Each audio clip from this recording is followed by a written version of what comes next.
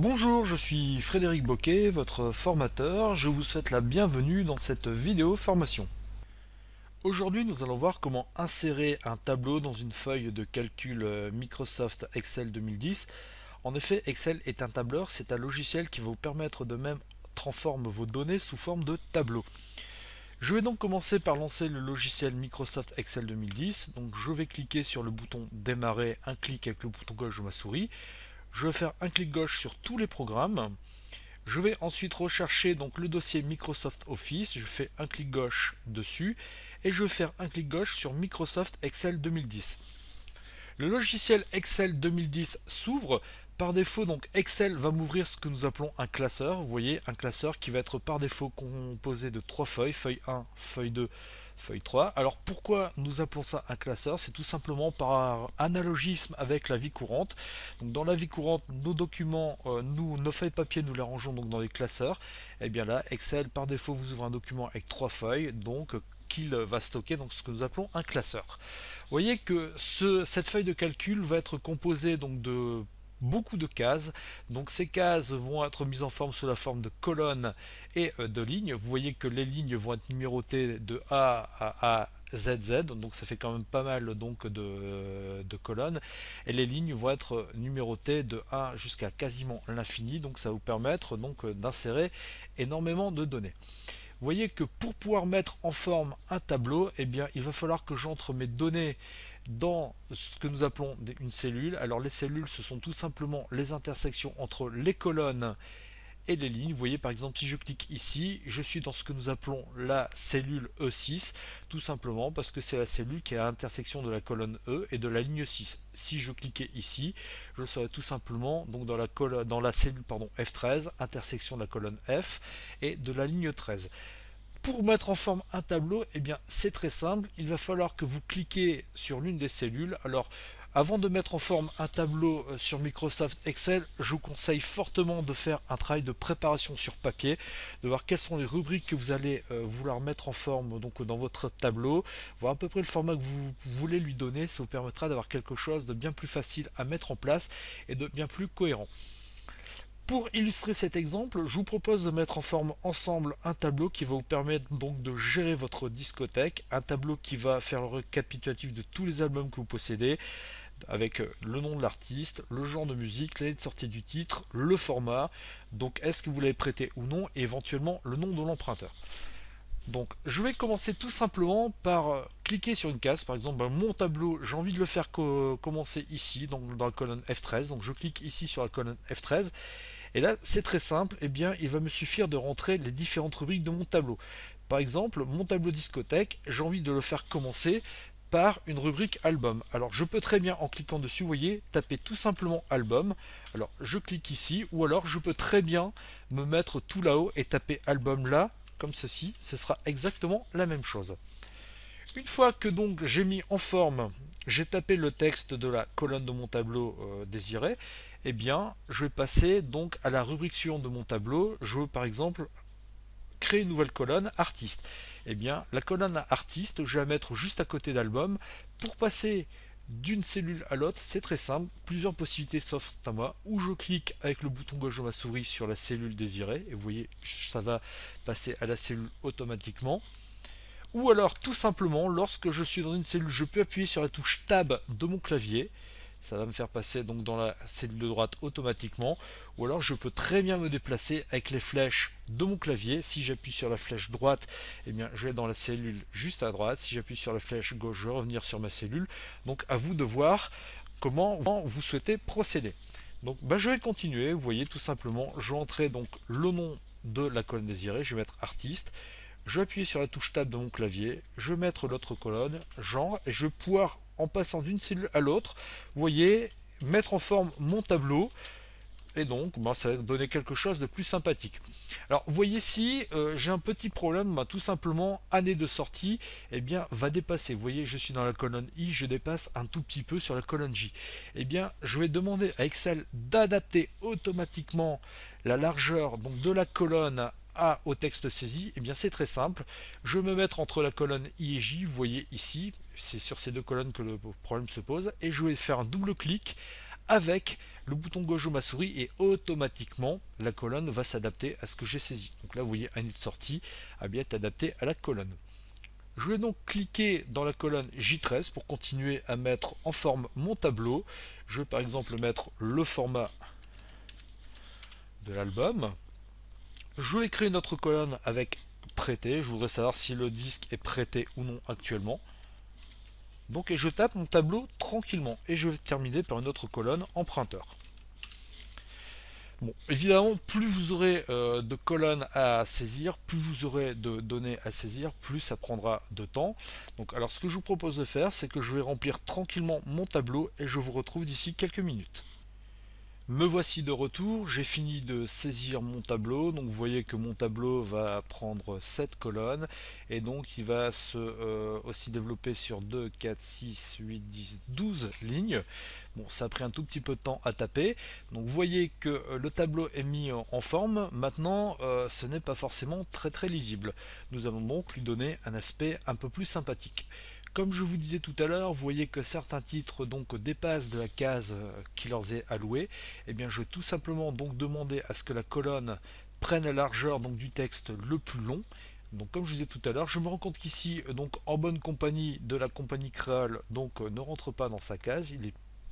Le texte est plus long que la capacité de la case. Eh bien, je vais faire un double clic ici entre, je sectionne ma case comme ceci, je vais faire un double clic entre les deux colonnes et vous voyez que automatiquement eh bien ça se met à jour. Même chose, je me rends compte que dans ma rubrique artiste, eh bien certains noms n'apparaissent pas automatiquement. Par exemple ici Eddie Mitchell n'apparaît pas automatiquement, donc je sectionne cette case. Je mets le curseur de ma souris entre les deux colonnes donc qui posent problème, un double clic et ma colonne se met automatiquement à jour au niveau de la largeur. Je vais répéter l'opération pour toutes les colonnes où le texte est un peu plus large que la largeur de la colonne. Ici même chose, vous voyez ça se met à jour automatiquement. Bon, les autres colonnes sont bien mis en forme, il n'y a pas de souci de ce côté là, aucun texte ne dépasse. Même si c'est un tout petit peu plus lisible, maintenant je me rends compte que bon bah c'est un tout petit peu tristouné quand même. Alors je vais continuer à mettre en forme mon tableau. Je souhaiterais que par exemple année de sortie, CD, le fait que le disque soit prêté ou non et l'emprunteur soit bien centré dans leur colonne. Et bien ce que je vais faire, c'est que je vais sélectionner toutes ces données. Donc je laisse le bouton gauche de ma souris enfoncé. Donc ensuite, une fois qu'il est enfoncé, je vais dessiner un rectangle jusqu'à sectionner toutes les colonnes désirées. Et vous voyez, une fois que j'ai sectionné ce que je voulais mettre donc en forme, et bien là-haut, je vais cliquer sur le petit bouton centré comme ceci. Et vous voyez que automatiquement, eh bien, mes données vont se centrer dans la colonne. Par contre, je souhaite qu'effectivement le nom de l'album et le nom de l'artiste restent alignés sur la gauche de la colonne. Et bien, je ne vais rien modifier. Je vais en profiter aussi pour centrer automatiquement donc les rubriques donc des colonnes. Et bien même principe, je vais mettre en surbrillance donc cette ligne. Une fois que ma ligne est sectionnée, je clique ici sur centrer et vous voyez que donc automatiquement les noms vont se centrer dans la colonne appropriée. Bon, mon tableau commence à prendre forme, mais maintenant je souhaiterais lui rendre un aspect bien plus visuel. Alors vous avez plusieurs possibilités. Pour séparer, donc pour donner un aspect plus visuel à votre tableau, la première possibilité c'est de sectionner votre tableau entièrement. Donc je remets tout le tableau en surbrillance et ensuite vous voyez tout là-haut, j'ai une rubrique bordure inférieure. Si je passe dessus, j'ai bordure inférieure. C'est une rubrique qui va me permettre de mettre donc des lignes à mon tableau. Je peux très bien sectionner, vous voyez ici toute bordure et mon tableau, donc les cases vont apparaître un peu plus foncées. Bon, ça peut permettre d'avoir quelque chose de plus visuel, mais je trouve que ça donne quelque chose de quand même tristouné, donc je vais annuler cette modification. Ce que je vous propose de faire, c'est que pour mettre en forme un tableau sympathique, deux solutions s'offrent à vous. Vous voyez, j'ai une icône mettre sous forme de tableau. Et bien si je clique dessus, je vais avoir la possibilité donc de choisir différents styles que je vais pouvoir appliquer à mon tableau. Par exemple, si je souhaitais donner un style vert à mon tableau, je clique ici et là vous voyez donc une fenêtre même sous forme de tableau va apparaître. Et là donc j'ai quelque chose d'un peu incompréhensible de prime abord, mais vous voyez j'ai F13 et L24 et là il est en train de me dire est-ce que tu me confirmes que donc ton tableau va bien de la case F13 à la case L24. Et bien je vais laisser cliquer ici OK et vous voyez que automatiquement mon tableau va se mettre en forme, ce qui va donner quand même quelque chose de bien plus visuel, de bien plus agréable à regarder. Une autre solution s'offre à vous, donc là je vais annuler en cliquant sur annuler, appliquer le style. Vous avez la possibilité, vous voyez ici dans cette rubrique, de sélectionner le type de titre, donc le type de style que vous souhaitez donner à votre tableau. Bon, c'est certes un tout petit peu plus long à mettre en forme, mais ça va vous permettre de donner quelque chose de bien plus personnalisé. Supposons que mon tableau, je vais sélectionner ma ligne avec les titres donc de colonnes. Ces titres de colonnes, je souhaite leur donner, je ne sais pas, quelque chose, donc on va dire de violet. Et bien je sélectionne ici par exemple 40% accent 4. Et vous voyez que automatiquement ma colonne va se mettre en violet.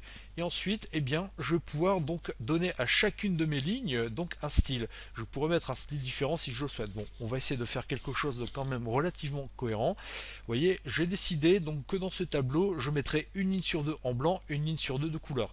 Eh bien, la ligne Monsieur Eddy, je vais la laisser en blanc. La ligne par exemple chaîne de route, je vais lui appliquer un style. Je sais pas, moi par exemple, je décide de lui appliquer un style accent comme ceci. Et bien vous voyez que automatiquement ma colonne va se mettre, ma ligne pardon, va se mettre donc en forme. Je vais sélectionner la deuxième, je vais lui appliquer le même style et je peux donc donner quelque chose de cohérent et de bien plus sympathique à regarder à mon tableau. Donc ce sera moins tristouné et ça vous permettra d'avoir quelque chose de bien plus visuel. Je vais faire encore cette colonne-ci comme ceci, et vous voyez que une fois que j'ai fini, eh bien j'ai quelque chose de quand même relativement cohérent et j'ai un tableau qui est mis en forme et qui est prêt à être utilisé. Vous voyez que mettre en forme un tableau et l'insérer, ce n'est franchement pas très compliqué dans Excel 2010. Il ne me reste plus qu'à insérer un titre à mon tableau, donc je vous propose d'insérer un titre WordArt sur cette feuille Excel. Je donc me rends tout là-haut, je vais cliquer sur l'onglet Insertion. Une fois que j'aurai cliqué sur Insertion, je vais cliquer sur l'icône WordArt. Et là, je vais sélectionner un style de WordArt. Je vais prendre par exemple celui-ci. Une fenêtre, votre texte ici va apparaître. Et vous voyez, donc cette fenêtre est encadrée par des pointillés. Je vais prendre le curseur de ma souris. Je vais le mettre sur le pointillé supérieur. Et là, vous voyez que mon icône change. 4 flèches apparaissent. Je vais donc laisser cette icône 4 flèches donc à cette position. Je vais cliquer sur le bouton gauche de ma souris et par un glisser déplacer, je vais déplacer cette fenêtre et je vais la mettre ici par exemple.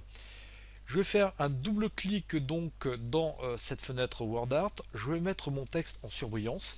Donc je vous rappelle qu'en surbrillance, c'est-à-dire que je laisse le bouton gauche de ma souris enfoncé et je sélectionne tout le texte et je vais mettre donc un texte personnalisé. Je vais mettre par exemple ma discothèque comme ceci, et donc je valide avec la touche entrée et vous voyez que mon WordArt donc est inséré et j'ai donc un titre à mon tableau. Vous voyez que tout en bas, sur le même principe, vous êtes sur ce qu'on appelle la feuille 1. Ce que je vous propose de faire, c'est que quand vous créez des tableaux Excel, c'est de renommer ces feuilles plutôt que de leur laisser un titre feuille 1, feuille 2, feuille 3, de mettre quelque chose, un titre bien plus évocateur. Donc vous faites un clic droit sur l'onglet en question et dans le menu qui va apparaître, vous voyez, vous avez renommé. Vous avez cliqué avec le bouton gauche de votre souris sur renommer.